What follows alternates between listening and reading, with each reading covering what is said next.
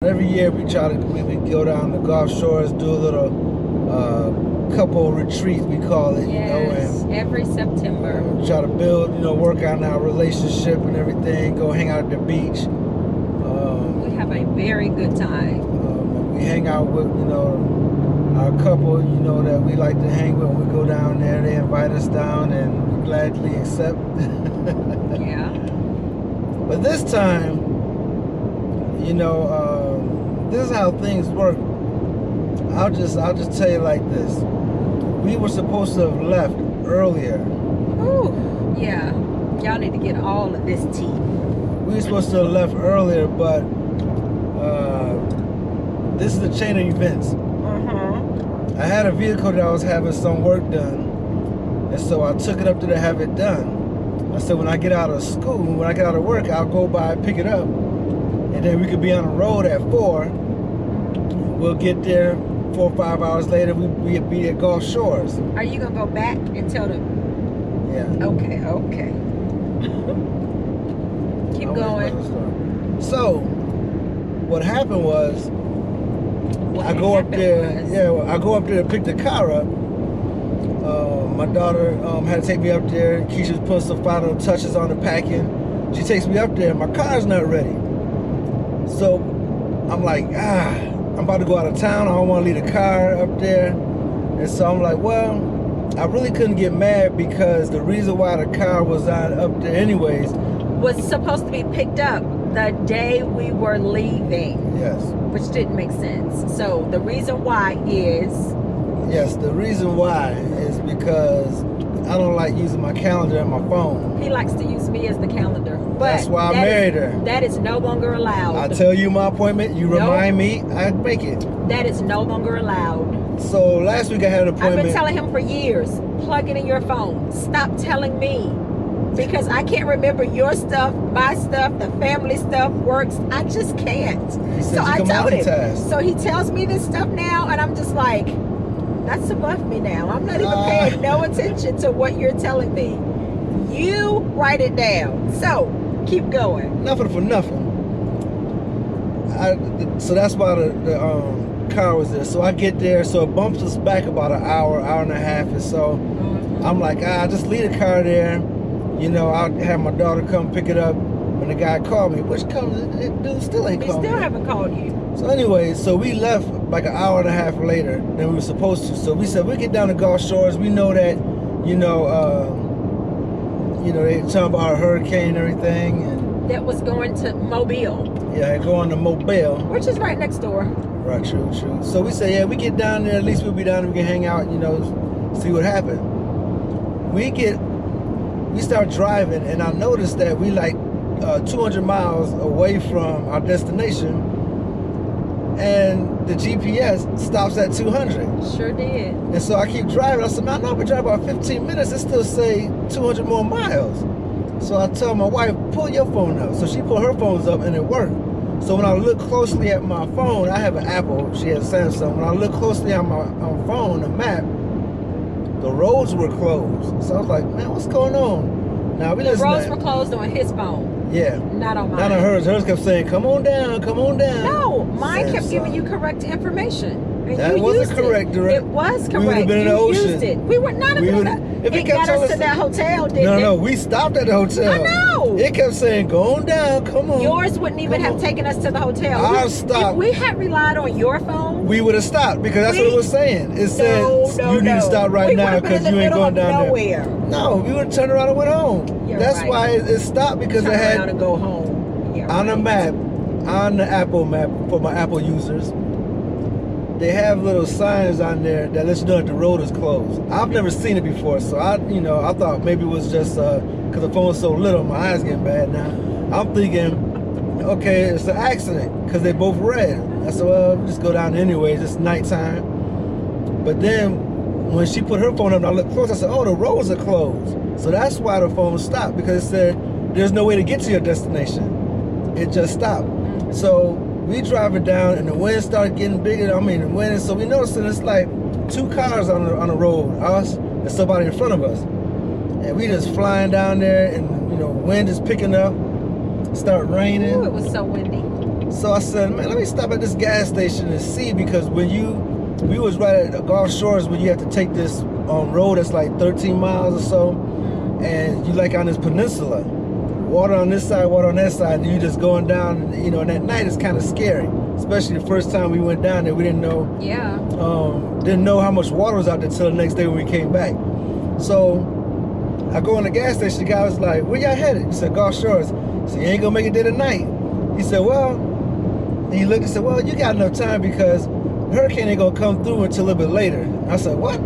He said, yeah. He said, but if you want my advice, I suggest you are just hunker down somewhere.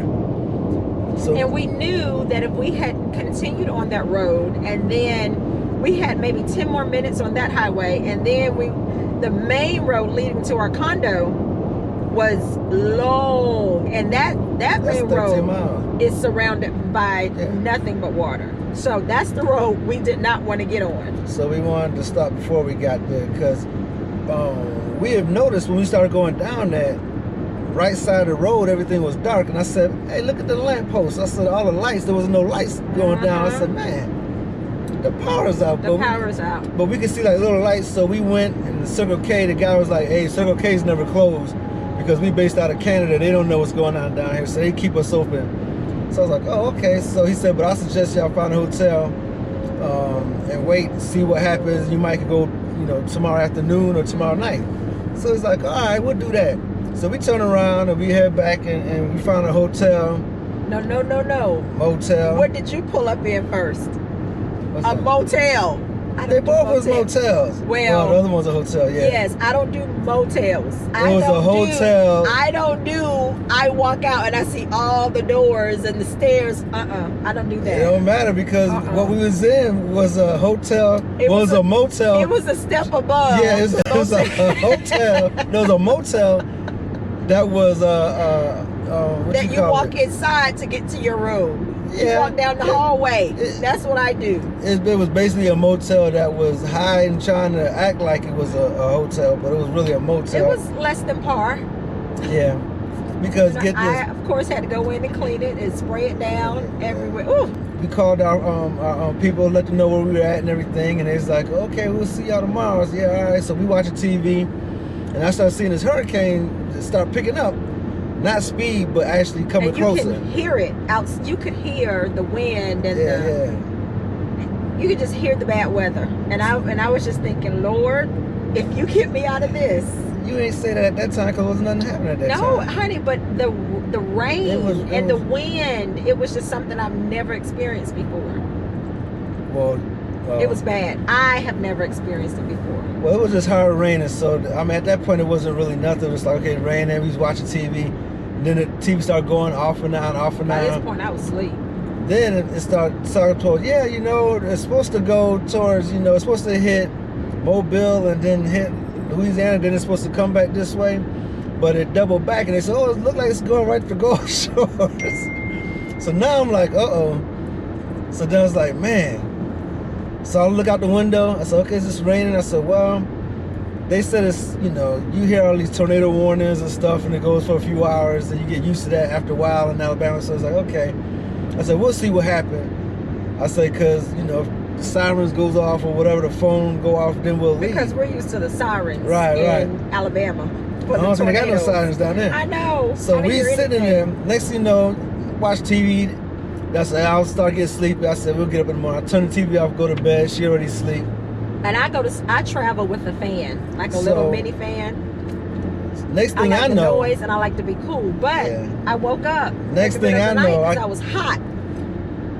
Keep talking now. You talking? Well, you just kept trying to interrupt me. So anyway, I woke up. I was trying to bring you into it. And I woke up because I was hot, and I was like, "Why he turned off my?" And I said, and I just laid in the bed and I looked around and I said, it was that same eerie feeling that came over me when there was a tornado in Alabama several years ago. Well, it's still Alabama. And, yeah, in Huntsville, and when the power was out everywhere, it was just eerie. It just felt like we were in. It was crazy, but I had that same feeling. And I reached over and I hit him. I said, honey, the power is out. And of course, it was still kind of cool, but I was still hot. And he woke up and was like, yeah, the power's out. This is like 3 o'clock in the morning. Yeah, so at that time, like a dummy, I get up, I grab the remote. So let's see what's going on. And I'm like, man, TV ain't working. So I'm putting the light on. I was like, oh, shit. The power is I guess I am still asleep. So I look on my phone, and I start pulling up, and I'm like, oh, shoot. They said the eye of the storm is coming through in 2 hours. So when I pull up the radar, I said, man, we're 20 miles away from where it's coming through. And so I'm like, oh, shoot. So then that's when we started hearing people in the hallways. Oh, they were going crazy. Making noise. Then we look outside. They got trucks. They were lined up around the building, and they had their lights on. And then there was people. And then I thought to myself, well, it's a good thing the trucks are there because they were forming a barrier in front of the hotel. You know, I have this fight or flight type thing. And if I can't fight it, I just take off and run. And it was nighttime, don't know what's coming, so my thing is we need to get up out of here. But then I hear all these stories about people, you know, driving off in the water. Right. So I said, you ain't doing that because the kid can't swim. So I was like, man, let's sit it out and see. So then I was like, all right, man. So we waiting. So then we doze off for now, look, checking the phone. So, okay, it says supposed to be in a couple hours. It's moving real slow. But then again, it was kind of peaceful. It turned peaceful. Yeah, because the eye was coming through. Yeah. We was in the middle of the eye at that time. So I was like, okay, so it kind of calmed down. You know, in the eye, it calms down. So I was like, all right, so we kind of like dozed off again. Then next thing you know, it started picking up again. Then we woke up. I was like, oh, man. So I said, let me put my stuff on, you know, brush my teeth real quick. Power's still out. It's getting hot up in there. Yeah. So I was like, let me go up front. So I went up front, and the guy that was... So now I'm going to buy me a battery-operated travel fan. Oh, Lord. I am. Throw that thing together. But so I go out there, and I talk to the guy up front. I'm like, hey, man, you know, we coming down from Huntsville. We trying to get back. He's like, well, you might want to wait a couple hours because, you know, the eye just went through and this stuff pick it back up. He said, but there's going to be a short window. You make sure you go in. He said, because when the heat come after this, then, you know, the water's going to be dropping down on us and everything, and the flooding going to start happening down here. So then you'll be stuck down here for a day or two. So I was like, okay, man. So I'll go back to the room, tell Keisha, say, hey, we got to split in a couple hours unless we're going to ride it out. So I said, let me take a shower. So I took a shower, which again, cold shower, because, you know, everything's off. Took that, but it wasn't cold then. Hey, when you thinking you got to get up out of it, don't care if that water hot or cold. I went, take a shower and get in and out. Took the shower, pour stuff on. I said it's raining out, so I put my beach shoes on just in case, you know, we out to trek through some water.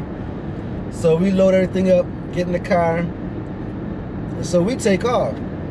We leave. Woo! Everything is off. The power it was like we were everywhere. In a deserted town. Yeah. So he's like, oh, in the man. movies, and something was coming after us. So I said, but we gotta get up out of here. So we started driving, and trees on the side that we were on. And the only reason we left was we were not flooded. The streets were not flooded.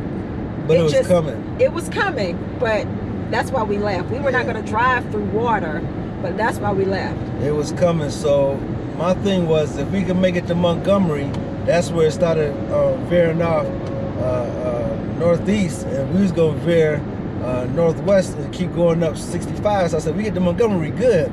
But the thing was, because of the hurricane going so slow, and I mean, it's 5-6 miles an hour, we doing like 65, 70, we going to catch up to it. We were driving in some... So we trying to leave, and we looking, and power lines down, trees down. That one highway. It's probably about 5 miles of just blackness. You know, the street lights weren't working. People had to stop and then go. So we trying to go. There were trees down. And then we look, and there's a tree laying in the middle of the street. So we couldn't go. I was like, oh man, we got to turn around. But then we saw this car in front of us. They went on the opposite side, and they started going down oncoming traffic. So I said, well... There was 2 cars in front of us. Yeah, it was 2. The other one, I think they turned once they got further up or something. Yeah. And I just saw the other one. So we went behind them, and we took off. And we just just put the hazard lights on, and we just cruising down the other side. Of people coming. Wrong side of the highway. But it was kind of like we made it a we just decided, and other cars started following us as well. But the oncoming drivers, they either thought we were crazy, or they were understanding because, of course, everybody's moving out the way, and we weren't driving in the middle. There was a truck behind us that was driving in the middle. We were still over on the side, so if somebody came in our lane, we could get out of the way.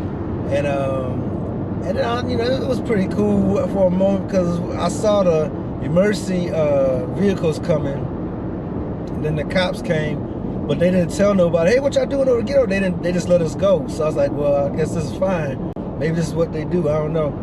But the road we were supposed to be on had so many trees down. So many down, big trees. Yeah, one touching thing I saw was the little girl was out there with her father, and her father had his chainsaw, and you know, it's just they were being local regular, guys, being good Samaritans. He was cutting up the trees and pieces, and she was dragging it off the road. Yeah, like, they were trying to clear the roads, just the two of them. So he's like, oh, that's good. So we thought that was good. So we kept on driving, and man, it seemed like the trees kept getting bigger and bigger. I mean, uprooting. Bricks was being snatched off the walls, man, of buildings. And so we finally got back over, and now we driving. Now we caught up to the tail end, because we gave it 2 hours, but now we caught up to the tail end of it.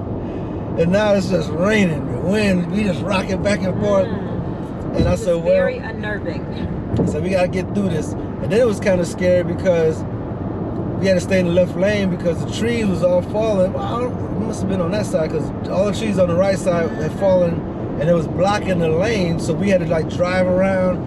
And then when you see, oh man, go another tree. So we on the highway. Yeah, we on the highway. So we just going back and forth. And it's still dark outside. About good 5 or 6 miles of blackness. It was dark. Yeah, black. Well, blackness as in, you know, blackout. And so we can see the trees laying on the power lines and everything. So we finally get through all that. And so then I look at the gas tank and I'm like, man, I'm glad I got gas when I did. Yeah, that was smart. The blackout was so wide, when I looked, all the gas stations were closed. Now I'm like, I need gas again. But we gotta get to Montgomery because that's where coffee. Yeah, coffee. Gas, coffee. What's gonna save you? Coffee. So yeah, let's run it. So yeah, so we ended up making it up to Montgomery anyways, and got the gas. It was still raining. It still rained all the way up until we got to Birmingham, so we still traveling now, but at least now it's, you know, back to normal. Because for a while she was saying, I think we need to pull over, and I'm like, it just keeps going through this. It was making it very difficult to see on the road. I'm trying to tell her I can see. She want to pull over because she can't see. And I know if I can't see, he can't see. He just won't admit it. I can see. I'm not gonna be sitting driving blindly. You know, I'll pull over, but I'm a grade A excellent driver. No, just joking. But anyway. So yeah, so that was an experience for me. That we never want to relive, ever. Yeah. I have to talk to my homeboy Frank and Teresa because they was. They thought they were going to be stranded till Sunday, but they have informed us that they made it deep out. In there. Yeah. They were deep in there. They was there when we were trying to go. Not to mention the room that we were supposed to sleep in the condo on the 18th floor. The ceiling caved in. Oh yeah, not really caved in, but there was leakage in the ceiling, and there was an accident in there, so they had to move out of that condo into another one. So we would have been in that room. Yeah, so we probably wouldn't have been asleep because we do stay up pretty late. So that's why I always say, you know, when things do go afoot, I just look at it and be like, oh well, like it all started with me missing my appointment because I didn't plug it in. And I can't be mad at nobody but myself, but I say, hey, it is what it is. And not to mention, I'm also going to add that was a series of events or appointments that he missed because he didn't plug it in. But that doesn't have nothing to do with the hurricane. I'm just saying. We're talking about the hurricane. We are. See how she gets off subject? That's why I tell her that's things. Not off subject. But anyways, all these things, had we left in time, we would have made it to Gulf Shores. We would have made it. But then we would have been stuck there going through that, and that'll be an experience I'll let my man Frank talk about since he experienced it. But we would have been there. We would have been in the ceiling leaking and stuff. That would have. And you know what, honey? So I'm also thinking about how even though you know, missed that appointment and made, you know, we had to pick up your car on the day that we were supposed to be leaving, which in all likelihood was not going to happen, it did not cause me to be up in arms. You know, I could have turned that into a negative situation. She was just happy because I finally did something wrong, and she could say, "See, you're I not didn't perfect." even think about it. For me, it was like, okay, I'll spend more time making sure I have everything, and I even did a little bit of work before he came back home, and I was just chill. 8 years. I was just chill the One whole mess time. up, 8 years. Man, I if think you that's don't a stop good, lying, I now think is that the is time a to good- end this. It's time to end this thing. I gotta use the bathroom, honey. Well, I guess we gotta end it now because she gotta use the bathroom. Yeah. All right, my good folk. Alrighty. That is our hurricane vlog. I'll see you in about 6 months. Yeah. Next time we get together. All right, y'all. We out.